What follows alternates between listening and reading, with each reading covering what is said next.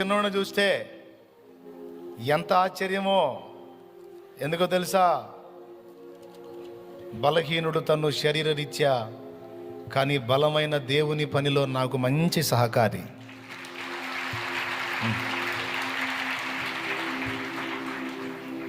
దా ఇట్రా, పైకి రా.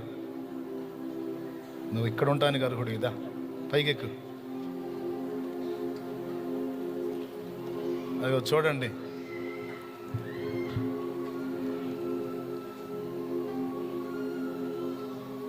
గమనించారా? టెంటు పరిచర్యలో పరిచారకుడు.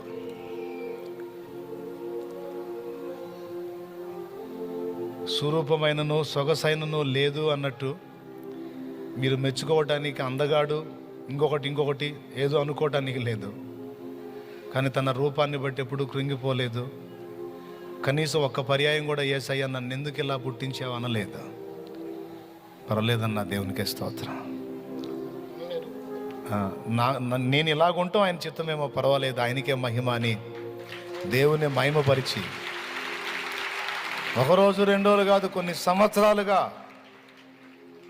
టెంట్ పరిచర్యలో ఏ టైంలో ఎప్పుడు కబురు పెట్టినా వెంటనే లైన్లో ఉండి అంకితమై దేవుని పని చేస్తాడు. కొన్ని సంవత్సరాలుగా మీ కొరకు మీరు కూర్చొని నీడలో ఆరాధించడానికి, మీ మీద నీడ వేయటానికి కష్టపడ్డ చేతులు ఇవి.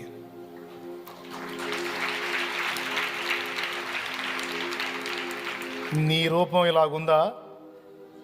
ఈ బలహీనత నీకుందా? కాటాలో పెడితే 70-80 కేజీలు తక్కువ తోగో. ఒక్కొక్కళ్ళు అయితే ఈజీగా 100 కేజీలు తూగుతారు. తినటం తక్కువ అయితే కదా, తిని కాటాలో సూపర్ బరువు తూగుతారు.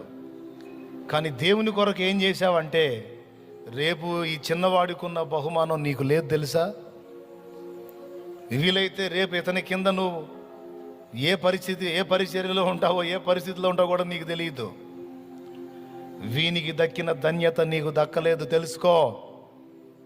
ఏదో మారు మనసు పొందాను, బాప్తీసం తీసుకున్నాను, ఆదివారం వస్తున్నాను పోతున్నాను అన్నది కాదు బతుకు. ఆత్మలకు సువార్త ప్రకటించాలి. సువార్త చెబుతావా? నాయసరా చెబుతావా? ఎంతమంది? 5 నడిపించాను. అదిగో 5 ఆత్మల్ని రక్షించాడంట.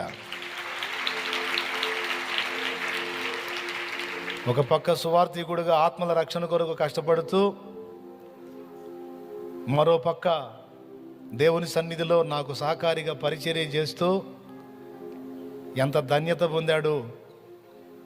ఈరోజు నేను చెబుతున్నా, ఇంతమంది ఉన్నారు మీలో, పెద్ద పెద్ద ఉద్యోగాలు చేసేవాళ్ళు ఉన్నారు. ఇంతమంది ముందు ఈ ఘనత మీకు మీ జీవితంలో దొరికిద్దా? ఇది చాలా అసలు మా వాడికి. దేవునికి స్తోత్రం కలుగునుగా. కొడ కొడు కొడు. హల్లెలూయా.